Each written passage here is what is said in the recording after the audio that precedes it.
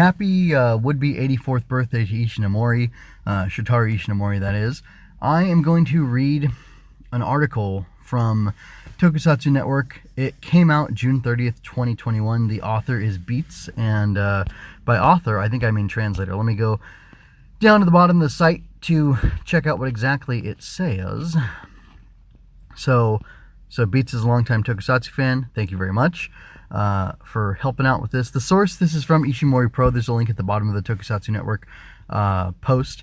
And I am going to link this as well as... I'll link this and I'll link Beats' other work from Tokusatsu Network in the post for this. And yeah, that's what I'm going to do. I'm not asking for permission for this.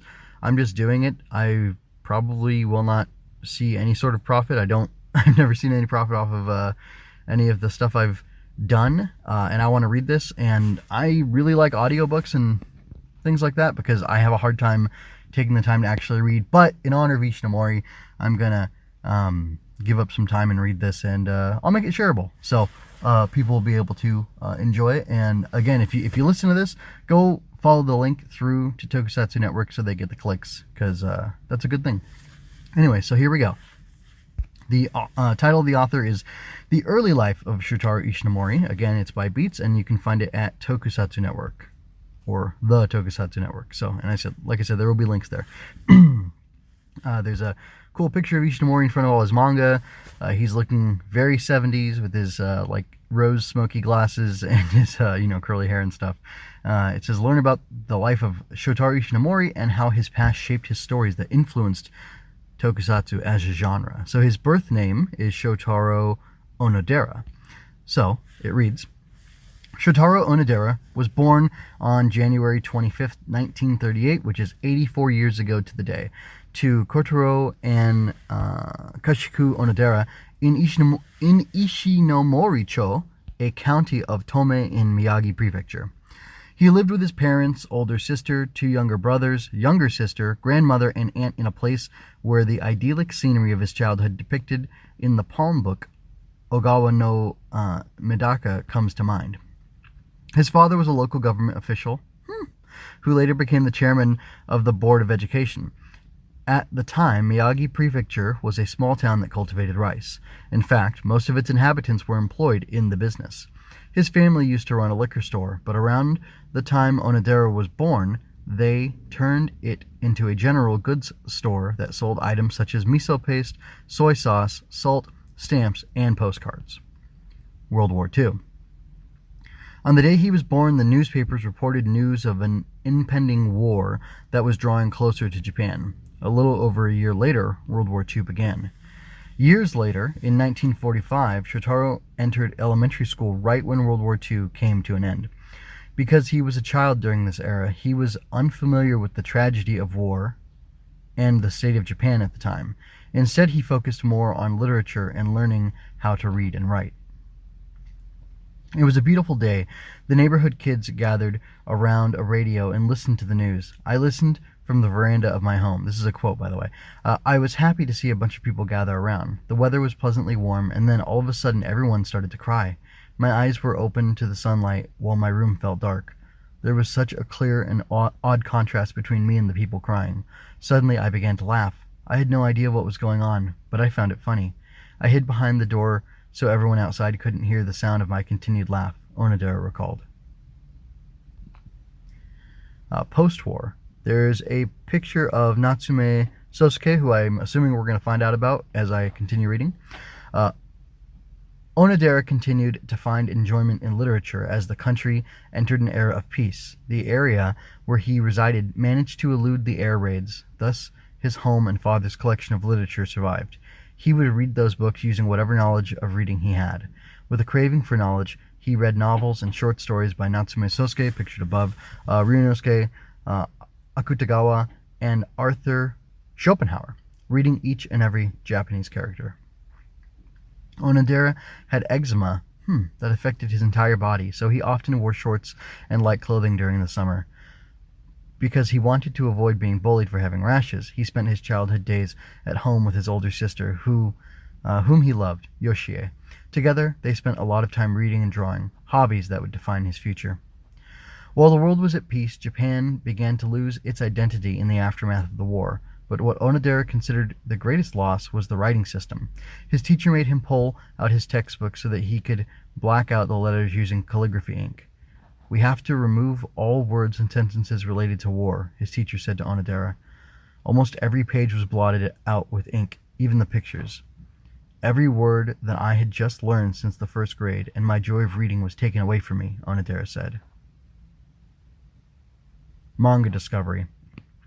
Pictured is a cover from Shin Takarajima, which I'm assuming is a collection, like Shonen Jump type thing. Anyway, here we go.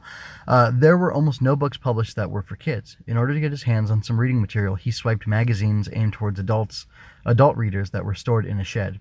He also tried to read some of the philosophy books and literature from his father's bookshelves. Unfortunately, 90% of them were impossible to understand for him. He wanted to read books that he could understand, so he decided to create a magazine with his older sister that included both text and illustrations. While he didn't know it at the time, his family's sadness, his physical and emotional scars, and the aftermath of war would become the root of his stories themed around humanity and existence in the future. Around the time of his elementary school graduation, he stumbled upon what he would consider destiny: Shin Takarajima, or New Treasure Island, a Japanese graphic novel by Osamu Tezuka.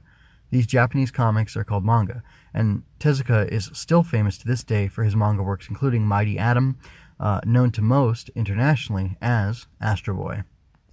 Shin Takarajima had already been out for 3 years by the time Onodera discovered it, but he was so enamored with it, saying the pictures are moving, and speaking of how it was a film depicted on paper.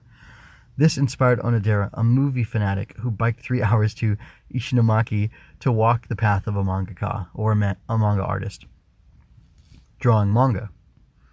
In 1950, Onodera gathered the neighborhood kids and created a doujinshi, a self-published work that is typically a magazine or graphic novel of any genre. It was titled Bokuju Iteki, or One Drop of Ink, inspired by Masaoka Shiki's book of poetry of the same name. Because the book was hand-drawn, it was passed around by hand in order to be circulated. Unfortunately, serialization stopped with Volume 2. A year later, Onodera entered middle school. One day, he was reading manga contributions in the newspaper titled Mainichi Chugakusue Shinbun, or Everyday Middle School Life newspaper, a newspaper that was aimed toward people his age. He thought to himself, if this is the level they want, then I'll enter too. Filled with excitement, he rushed home and took a postcard from his family store and drew a 2-panel manga on it and mailed it to the papers. He completely forgot that he submitted something to the paper, so when he picked up a copy of Mainichi Chugakusue Shinbun a month later, he was surprised to find his name and manga in the submission winners column.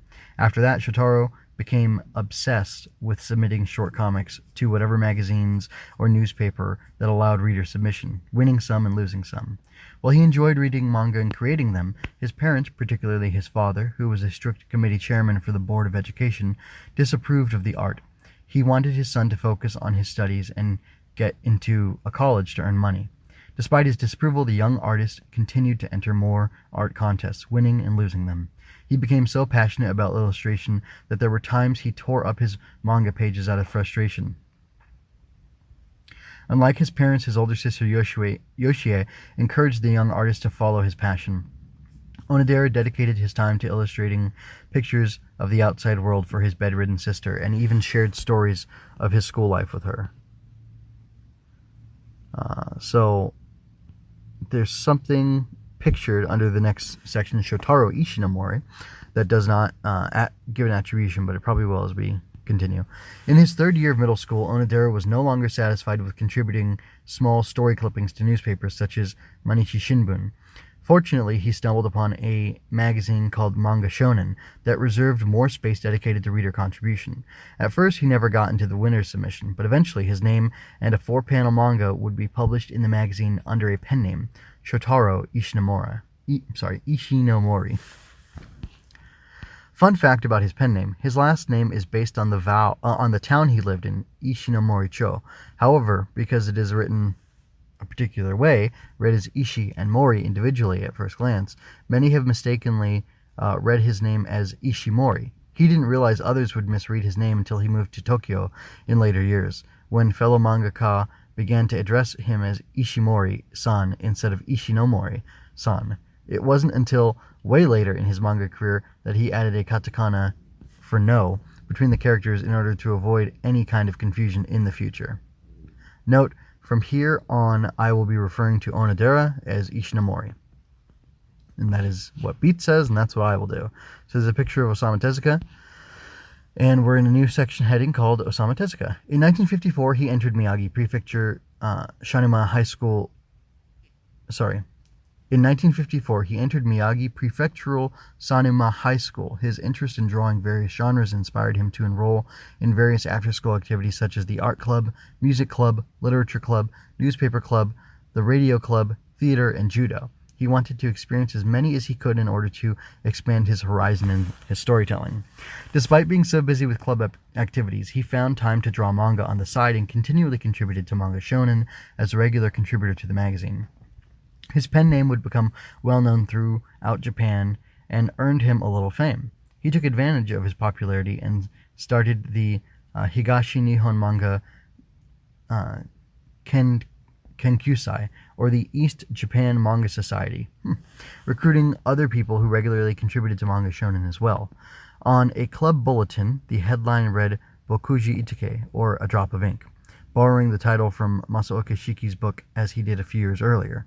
Other members included Fujio, Akatsuka, Kunio, Nagatanai, Kenichiro Takai, Tokuo Yokata, and Tokuo Yokata. Ishinomori carefully selected his members from about 100 candidates.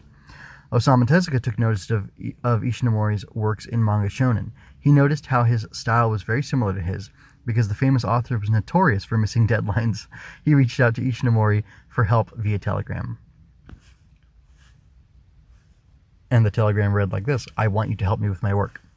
Upon receiving the message, Ishinomori made his way to Tokyo from Miyagi Prefecture via the train. Back in those days, what would be a 3-hour trip took 12 hours. He took a break from school and went to the capital of Japan to assist with Tezuka's work. He learned how the work of a professional and the good and bad aspects of the job. Eventually, his experiences led him to his debut serialization with Nikyu Tenshi, or Second Class Angel, in the January 1955 issue of Manga Shonen. A new heading, Tokiwaso. Ishinomori made plans to move to Tokyo after graduating high school. He planned to earn money by continuing to write manga for 1 or 2 years. Once they no longer sold, he would then use whatever money he saved up to attend college to study and become a journalist or novelist. He reached out to Hiro Terada, I should say, whom he met in Tokyo during his visit to Osamu Tezuka. He asked him to find housing for him upon his arrival to the capital. The only person who knew about these plans was his older sister, Yoshie, as his parents were against the idea of creating manga to earn money. His parents wanted him to find a job and keep illustration only as a hobby. Ultimately, they would never see eye to eye, and Ishinomori left his household. The only person who would see him off at the train station was his older sister, who brought with her a parting gift from their mother and aunt. Upon arriving in Tokyo, he moved into Tokiwaso housing with the help of Terada. The household consisted of residents who were also employed by Manga Shonen, many of whom became prolific artists later in life. Among them was Fujio Akatsuka, who would become very close to Ishinomori. Osamu Tezuka used to live there as well, but left and moved to Namiki House in Zoshigaya, Toshima Ward, prior to Ishinomori's arrival. Shotaro Ishinomori, Fujio Akatsuka, Shinichi Suzuki, Naoya Moriyasu, Jiro Tsunoda, and Shunji Sonoyama joined Hiro Terada and his partner Fujioka Fujio's Shin Manga To, or New Manga Society. Eventually, Akatsuka's mother and Ishinomori's sister Yoshiri moved into the household as well. Next heading, Manga Shonen ceases publication. There's a picture of a character from the from the book, I'm assuming. Ishinomori's move to Tokyo was supposed to be the start of his new life, but he was met with one big problem. Manga Shonen ceased publication just as soon as he moved to Tokyo, laying off most of the Tokuwaso household. The magazine lost readers when other publishing companies began to serialize their own shonen manga, making it a very competitive field. But in the shadow of its popularity, a new genre was beginning to rise: Shojo Manga. Shojo Manga is a genre that is aimed towards girls. Many of the stories that made the genre unique back then were detective fiction. Kodansha Shoujo Club, a magazine that featured articles, novels, poetry, in addition to manga, was looking to hire manga artists. Ishinomori received a manuscript request, and soon he began serializing a series of detective stories, such as an adaptation of Sir Arthur Conan Doyle's The Adventure of the Speckled Band. Hideko Mizuno, the only female mangaka resident of Tokuwaso, joined Akatsuka and Ishinomori and formed a group called Maya. The trio serialized many works in Shoujo Club and would spend a lot of time together in the next couple of years. Many of their works were compiled in an omnibus years later. New heading, Yoshie's death. Tokuwaso housed many famous manga artists in the past. Many of them made fond memories there, struggling to get serialized as they found their beginnings. However, for Ishinomori Shotaro, it became a place that he wanted to forget and leave behind. On the morning of April 4th, 1957, Ishinomori's sister Yoshie experienced an asthma attack that was more severe than usual. Along with his Maya partners, Akatsuka and Mizuno, they called a taxi and brought her to a nearby family hospital. After being admitted, Yoshie's condition stabilized, and with a feeling of relief, Ishinomori decided to take Akatsuka and Mizuno to the movies and to make up for troubling them, a decision that he would later regret. Upon arriving home from the movie that day, they were met by Akatsuka's mother, who was waiting for them at Tokuwaso. She shared the news to Ishinomori that his sister had passed away. She had died of shock as a result of an overdose of morphine to suppress her symptoms. Ishinomori's parents made their way to Tokyo and had a cremation ceremony for his sister. The other residents of Tokuwaso joined him and his parents to Miyagi Prefecture to attend Yoshie's funeral. Upon returning home, Ishinomori went around every resident of Tokuwaso's rooms to help out with their work, and the visit to Miyagi Prefecture delayed everyone's deadlines, or as it had delayed everyone's deadlines. Although Ishinomori continued drawing for magazines, he began to question himself about his life. Quote, "Should I continue to draw manga like this?" End quote. Yoshie was such an important part of Ishinomori's life, as she was the only one in his family household who supported his dream to become a manga artist. He dedicated a portion of his childhood drawing to please her. Despite the grief eating away at him, he continued to draw. In an interview with Mizuno released in March 2020 by Ishimori Pro, even though Ishinomori did hide his grief, she did find him breaking down in his room as Akatsuka consoled him. She kept this a secret from everyone in respect to Ishinomori's character until after his death, where she felt that she didn't need to anymore. In 1961, after much thought, Ishinomori wanted to escape Tokuwaso, as the grief from his sister's death changed his perspective on the household. He collected an advance payment as a journalist from Shueisha, with the intention of going on a 3-month journey around the world, specifically the United States, Europe, Egypt, and other parts of Asia. He intended to pay back any debt by working another job when he returned to Japan. He left the country with the mindset that he'd be leaving behind the life of a mangaka for good. While he was in the United States, he attended a science fiction convention in Seattle, Washington, which expanded his imagination as an artist. He also picked up a Life magazine which featured an article called Cyborg by Nathan Klein and Manfred Kleins. The Klein and Kleins are spelled two totally different ways, which is kind of funny. This concept of a man remade into a machine would later inspire him to create his first big hit, Cyborg 009. So there's a picture of Cyborg 009 from 1964. I don't know if that's from the anime adaptation or just a colored image from the manga. But anyway, we're talking about that now. After his journey was over, he returned to Japan and made his permanent move out of Tokuwaso in 1962. He continued his life as a mangaka and began to publish new works in a variety of magazines. He kept in contact with former manga artists who resided in Tokyo, even helping establish Studio Zero with Shinichi Suzuki, an animation company, in May 1963. He was very well known in the world of manga, but he didn't make any notable serialization until 1964, when he created Cyborg 009. When the artist first pitched the idea to publishers, they didn't catch on to the concept of a cyborg, an idea he learned about overseas. Instead, they wanted the artist to do a rehash of his old ideas. Until the magazine Weekly Shonen King reached out to him. Quote, "Anything will do, just please draw something for us," end quote. From here on, Ishinomori decided to draw what he found entertaining for the reader, even if his publishers and editors didn't understand. He decided to create a team of 9 people, like a baseball team. He also mixed things up by having a female character as well as a baby on the team. Each character would be from different countries and have their own special abilities that make them unique.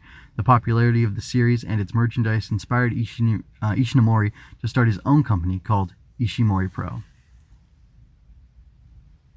So, there is supposed to be a continuation of this article. It says to be continued in Shotaro Ishinomori and Tokusatsu. So I may just have to follow up with that one as well. So again, please go to the Tokusatsu Network website to check this out. It's called The Early Life of Shotaro Ishinomori. And if you like the guy, you'll sure enjoy reading this, or at least give him the click for, listening to me yammer on and poorly read the article for about 20 minutes. Anyway, yeah, that's all I have to say.